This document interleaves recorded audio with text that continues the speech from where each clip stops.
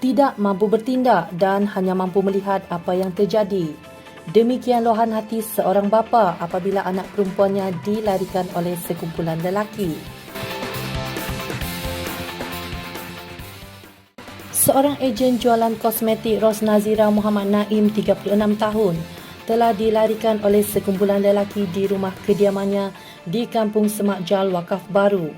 Melalui video kamera litar tertutup yang dipasang di kediaman mangsa berdurasi hampir 3 minit itu, memaparkan bagaimana kejadian penculikan berkenaan terjadi. Pada 13 September 2022 Selasa lalu sekitar jam 5 petang, sekumpulan lelaki datang ke rumah mangsa dan seorang lelaki mengetuk pintu sambil memberikan salam. Menurut ibu mangsa, ketika itu dia baru selesai menunaikan solat asar sebelum didatangi sekumpulan lelaki yang bertanya mengenai anaknya. Kemudian, bapa mangsa terus memanggil mangsa yang ketika itu berada di dapur dan secara tiba-tiba mangsa diheret tanpa sempat memakai selipar dan tudung. Tambahnya lagi, sebelum kejadian, dia melihat sebuah motosikal lalu lalang di kawasan rumahnya berkemungkinan sedang memantau. Ketika kejadian itu, terdapat 5 lelaki kesemuanya, seorang menunggang motosikal manakala 4 lagi menaiki kereta. Bapa mangsa yang ketika itu berada di rumah dan melihat anaknya diheret, cuba menyelamatkan mangsa walaupun seorang daripada lelaki tersebut mengacukan sebilah pisau rembo. Namun bapa mangsa yang juga merupakan warga emas berusia 70 tahun itu terpaksa berundur dan tidak mampu berbuat apa-apa ketika pistol diacukan oleh penculik berkenaan. Penculik turut mengugut bapa mangsa dan anak mangsa agar tidak membuat sebarang tindakan demi keselamatan mangsa.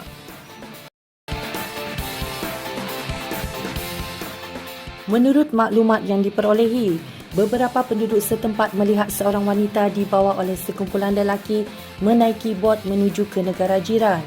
Manakala kenderaan jenis Toyota Vios yang digunakan untuk menculik ejen jualan kosmetik itu juga turut dijumpai di Kampung Kuala Jambu sekitar jam 10 malam hari yang sama. Turut dimaklumkan nombor pendaftaran kenderaan yang digunakan adalah nombor pendaftaran palsu. Suami mangsa kemudian menjejaki mangsa hingga ke negara jiran sejurus mendapat maklumat bahawa isterinya dibawa ke pengkalan kubur di kawasan sempadan namun tidak berjaya menemui mangsa. Ketua Polis Daerah Tumpat Asisten Komisioner Amran Dollah berkata, siasatan lanjut sedang dibuat.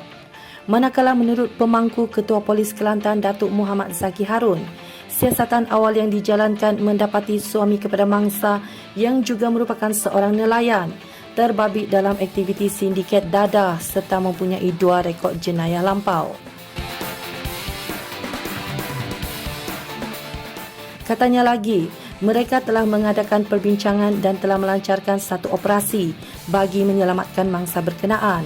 Sementara itu, pihak berkuasa Thailand memberi maklum balas yang positif bagi mengesan mangsa yang dipercayai berada di negara itu.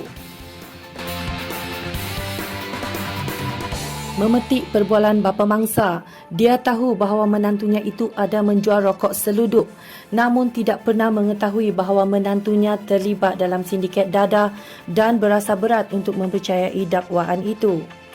Bapa mangsa yang merasa bersalah kerana tidak mampu menyelamatkan anaknya itu mengatakan seandainya benar suami kepada anaknya terlibat dalam penyeludupan dadah, mengapa anaknya yang menjadi mangsa dan terlibat sama? Namun, polis percaya bahawa mangsa turut mengetahui aktiviti berkaitan dadah yang dilakukan oleh suaminya serta turut mengenali kumpulan yang menculiknya. Setakat ini, 3 individu termasuk suami mangsa dan seorang wanita berusia 35 tahun hingga 47 tahun ditahan bagi membantu siasatan.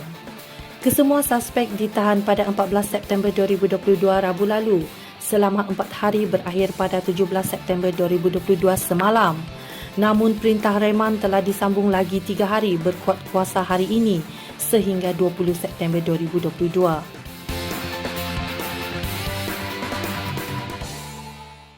Punca utama penculikan dipercayai akibat daripada perselisihan di antara ahli sindiket dadah. Laporan terbaru yang diterima daripada polis Thailand menyatakan mereka telah melakukan serbuan di sebuah rumah di pinggir Sungai Golok di Tak Bai, susulan mendapat maklumat kediaman itu dihuni oleh salah seorang suspek.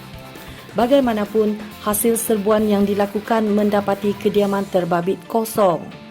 Sumbernya berkata pihaknya akan menyalurkan maklumat dari masa ke semasa dan membantu mangsa yang dikatakan dibawa lari ke negara itu. Setakat ini, tiada tangkapan baharu dibuat dan kesemua mereka yang ditahan disiasat mengikut Seksyen 3-1 Akta Culik 1961. Kes masih disiasat dan pihak polis menasihati orang ramai agar tidak membuat sebarang spekulasi atau menyebarkan berita palsu yang boleh menjejaskan siasatan.